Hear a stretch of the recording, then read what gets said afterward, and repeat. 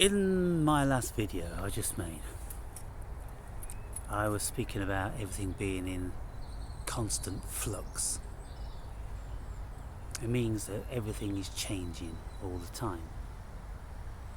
And I'm speaking about my heightened level of awareness, always observing the smallest of details everywhere I go, being absolutely present and just noticing things, just being alive, being here.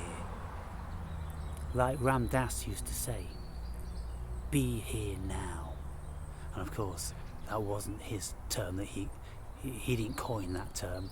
That was, a Buddhist term from, thousands of years prior. But he made it modern. Now, I've walked up this path myriad times, and I'm walking up here now, and I'm looking around and I'm just contemplating a little bit on the video I've made, and I'm observing everything, checking in what's going on here and there, and I come up to this, and I continue to follow the route here, because this route is much more pronounced than that route. And as I got to here, I'm like, hang on, something's changed. This never used to be like this. Then I go, oh, it's because that willow tree has fallen down. And I look below and I try to discern when this happened. And I would think that happened about 2 years ago. I don't remember it. In actual fact, I do remember 2 years ago. Maybe 2.5 years ago, I don't know, maybe even 3 years ago. I can't really be sure. But the path used to be pronounced like this one, and it used to be straight up here, but now this has been there for, I would think, a couple of seasons. Most certainly there's a couple of seasons of broken twigs down there, and all the debris that's over the path, and it's kind of like the path is being reclaimed, isn't it? And maybe next year it will be covered in all this foliage like this. But I look then and I go, yes, here is a beautiful illustration of the constant flux that's going on in the world, people. And if we don't keep our wits about us, then we don't have any awareness of it. We would just walk up here, we'd be following the path in our own little dream world, not looking out into the big dreamscape of the world, and we wouldn't notice how the world about us is changing. And one of the things I'm always saying to those of you who have young children, make sure you are present with your children, people, every single second of the day when feasible, when they're in your vicinity. Ensure that you are present and you're looking at them and you're observing. You're looking for a new freckle, you're looking at the glimmer in the eye, you're looking for how their hair is growing and how their bodies are filling out and the things they do and the new words that they've learned. You're looking, you're observing, and you're in touch, and they then become a part of you. It's a part of you. You are growing also with them. Because if it's just about, oh, kids do this and oh, kids do that, oh, fucking hell, kids, oh, yeah, what, mum, dad, whoa, I'm talking, whoa, and all this sort of stuff. Pay the greatest of attention. There's nothing more important, people. I'm telling you now, there's nothing more important. Because if you get to a stage whereby you realise that there are huge gaps in the growth of your relationship with your children, those holes can never be replaced. They can never be filled. And so in my life I was a very, very doted father for as much as I could be with my daughter. But when our daughter was about 6 years old, 7 years old, myself and her mother separated. And so I couldn't live with her all the time, albeit she would come to stop over at my place 3 nights a week. So that's pretty good as a parent.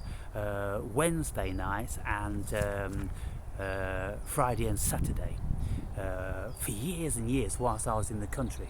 But then when she became 15, teenager, all the problems of puberty and adulthood sort of looming in, learning all these new things about boys and sex and all that. Well, I didn't have much of a relationship with her, and her mother remarried, and I wasn't welcome around the house. Of course, her new husband was always insecure about me, was always wondering whether his new wed was going to come back to me, because he always knew that she always held a candle, and still does to this day. But there were gaps, and they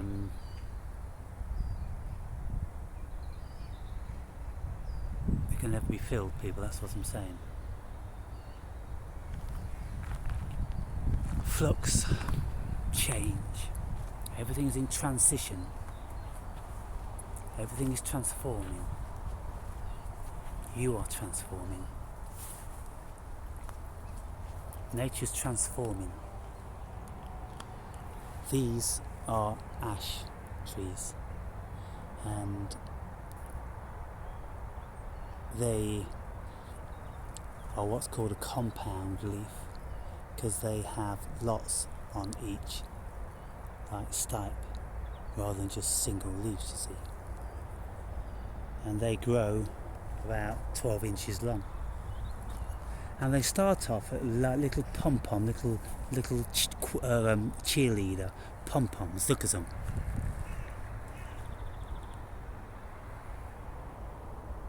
Little tufts.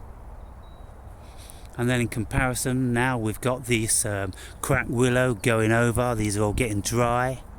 They're about to fall off.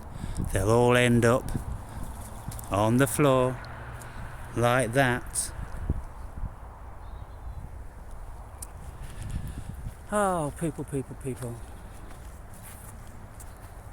How many of you actually do this? How many of you have the time? How many of you take the deepest of pleasure? How many of you realise the richness, people, that nature gives to you when you get in tune with it? You know, I walk in these national parks where you've seen me filming lots of occasions with varying people. And every single time I go to these parks, I get straight off the beaten track. Sometimes there's one park, there's a road that goes through, and 99% of the people are only on that road, walking up and down.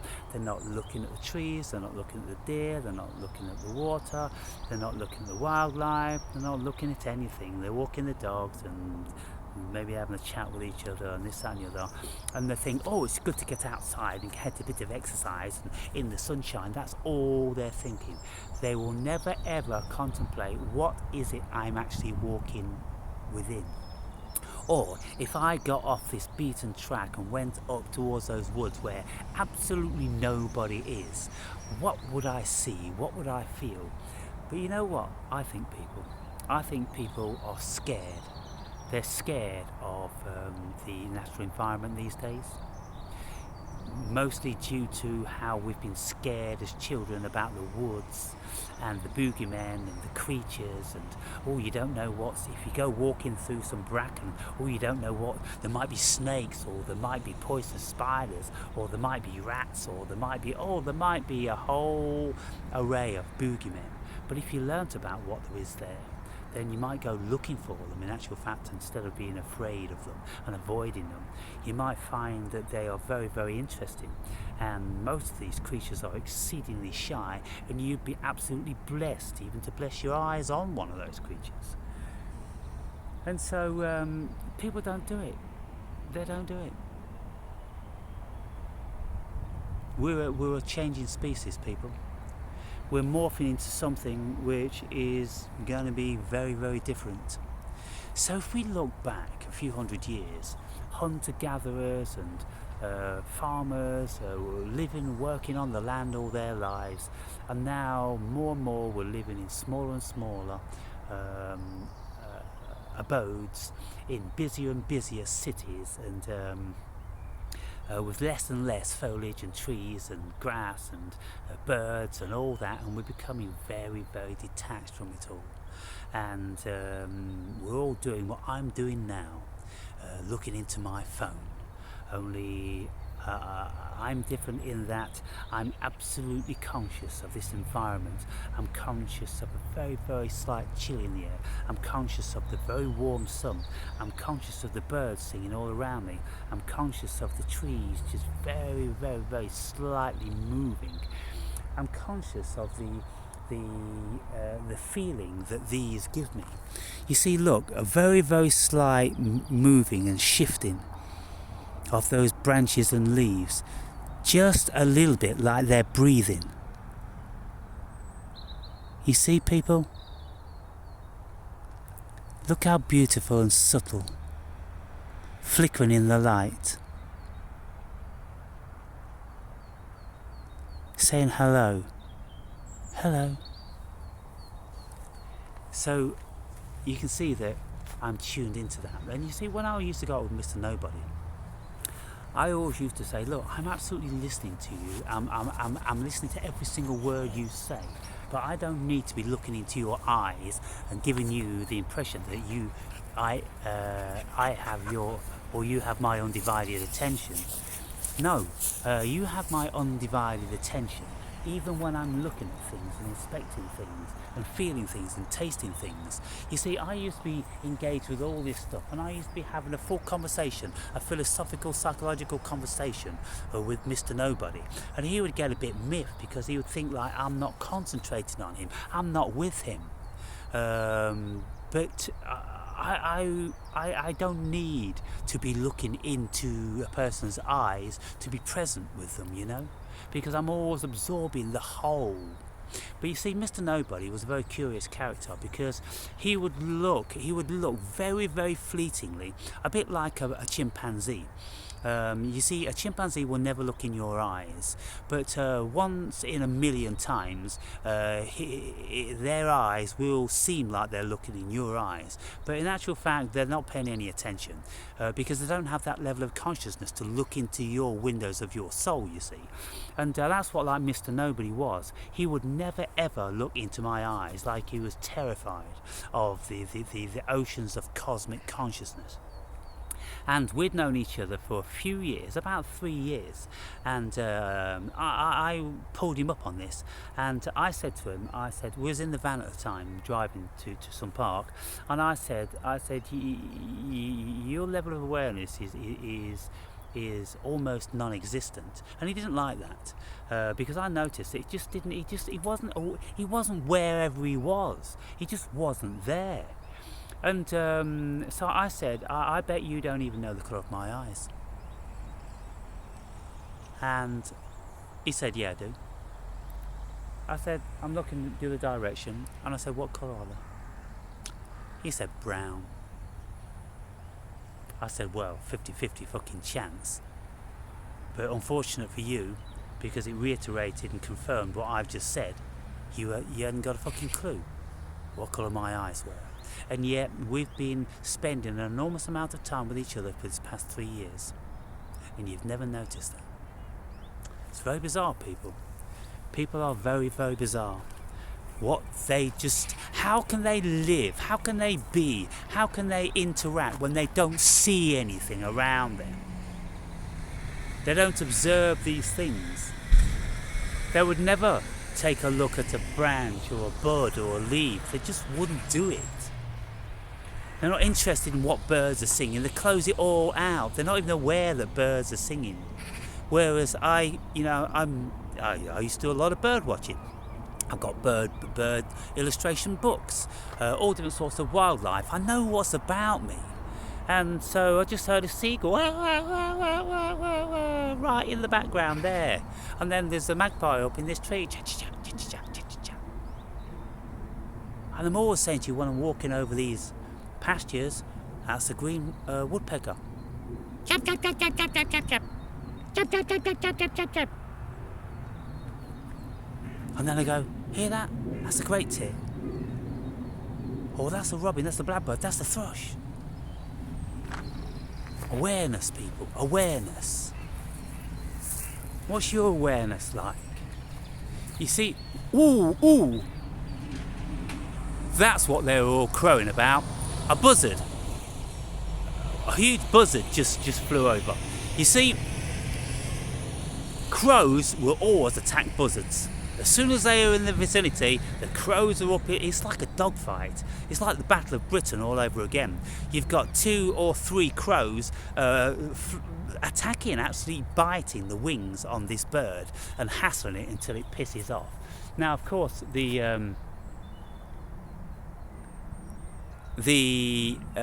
buzzard isn't bothered that much about the crows because it's equipped with a big taloned beak and real vicious claws, but they just piss off anyway because they don't want the hassle.